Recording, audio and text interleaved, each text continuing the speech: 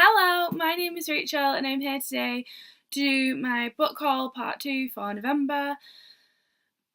Yeah, I thought that I wouldn't really have to haul that many books. I thought I might get some in Edinburgh, but apart from that, not that many. Actually ended up with quite a few, so yeah, I'm having to do a whole video on these before I can even do what I'm going to get for December. I'm going to start straight away because there are quite a few that I've got in literally like the space of a week or two, so that is not the best, but it's fine. While we were in Edinburgh, me and my girlfriend went to Blackwell's in the city centre, and it was beautiful. She is a massive non-fiction reader. She likes reading books on philosophy and history and all that sort of stuff. I am obviously not. I am mostly a fiction reader, but as it is non-fiction November and we were in this shop that had an amazing non-fiction section, like if you ever go to Edinburgh or live near Edinburgh and you like non-fiction, you should go to that Blackwell's because it is phenomenal. So the first one I got was Another Day in the Death of America by Gary Young. As you can see, I have already started reading it. I am 59 pages into it and I am really finding it interesting. Some of the points that Gary Young raises are just amazing and I think he's doing it really well. This documents the 23rd, I think it is, 2013, and it basically, he went and found out all the deaths from gun violence that happened on that day for children, and basically goes to the family, he writes a chapter on each child, goes to families and talks to them, talks to journalists, talks a little bit about maybe controversy surrounding their death. So in the chapter I'm reading at the moment, it is a young black man who's been shot and he's kind of talking about race relations. He talks a lot about gun shows and parties that are fought pro-gun and the way people have a relationship with these inanimate objects, and it is really interesting. One thing that I found just completely unbelievable is that there were 10 young lives lost to gun violence that day, it says at the bottom. Okay, but if you read the introduction, the reader's note and all that sort of stuff, number one, he didn't count people who got shot on that day who didn't die on that day. So there's someone who got shot on that day but died like 2 hours into the next day. So he didn't put them in the book because technically they didn't die on that day. Number two, he doesn't count anyone who died from suicide because suicide isn't widely reported in America apparently. So it would have just been too difficult to include.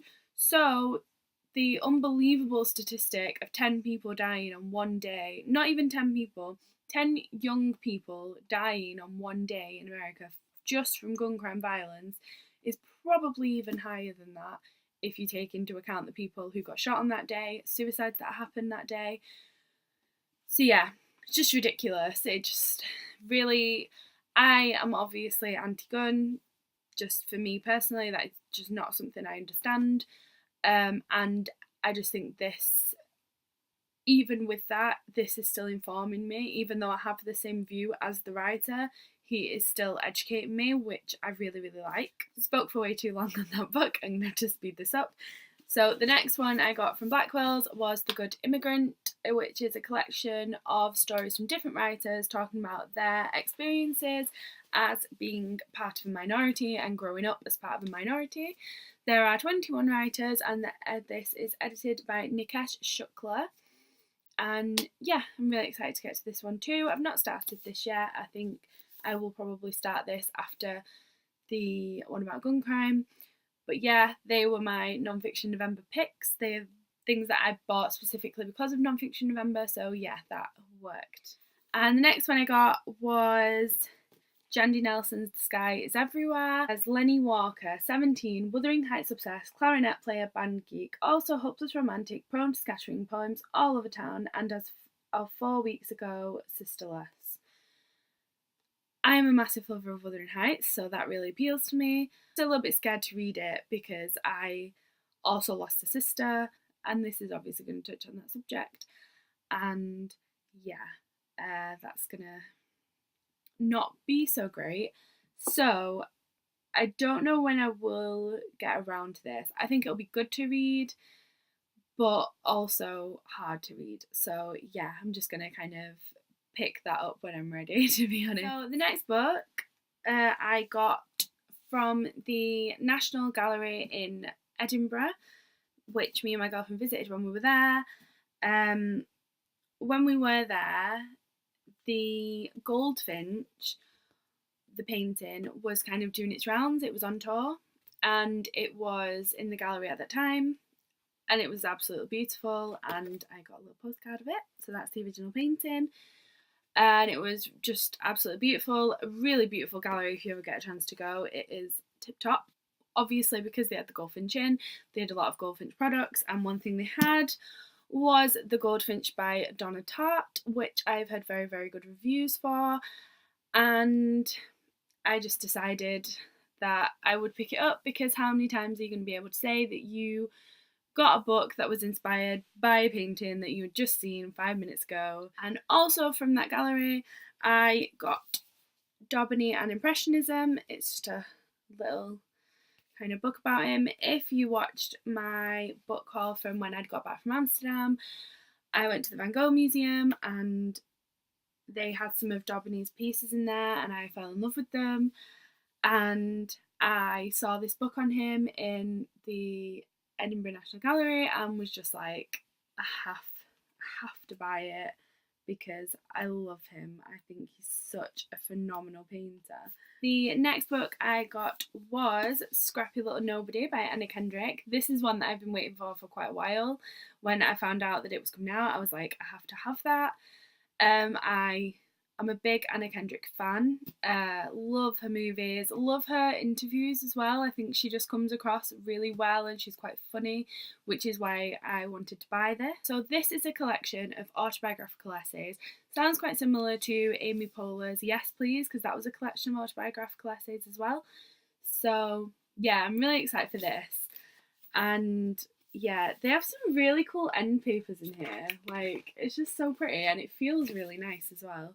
I just think this is going to be really funny and I'm going to really enjoy it because I love her. So yeah, got that one. The next one I got because I was watching Lauren's channel from Lauren the Books. She did a wrap up and a bit of a vlog from the cozy reading night that she was hosting, and her boyfriend David, I think he's called, was reading the Christmasaurus, and it just sounded so adorable. And I'm just such a lover of Christmas, and you know, never really get enough Christmas books because it is hard to find really good books centered around Christmas, weirdly enough. So when he was reading this and I saw it, I was just like, I have to go get that. That's going to be my Christmas book this year. So yeah, this is what I'm going to be reading. It says in the back, "Well, bless my Kringles," Santa said with a tear in his eye. "It's a baby dinosaur." Like, I don't know what sounds more perfect than that. It says, "Forget everything you thought you knew about the North Pole. Pop a crumpet in the toaster and get ready to meet a boy called William Trundle.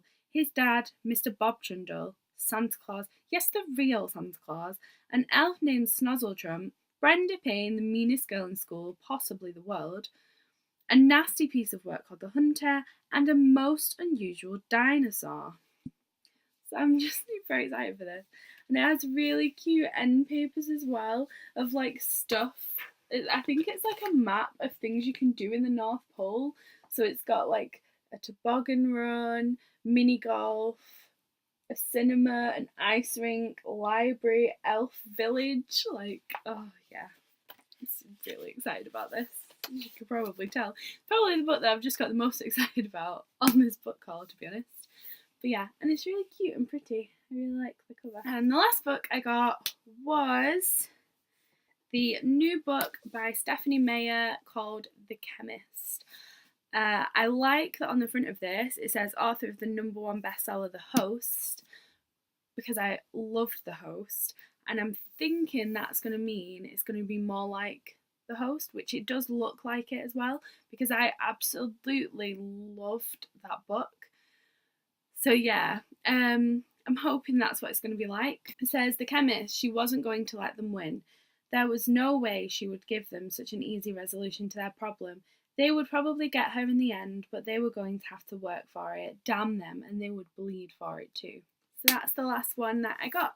Thank you for watching this video. I hope you enjoyed it, and I will see you next time. Bye!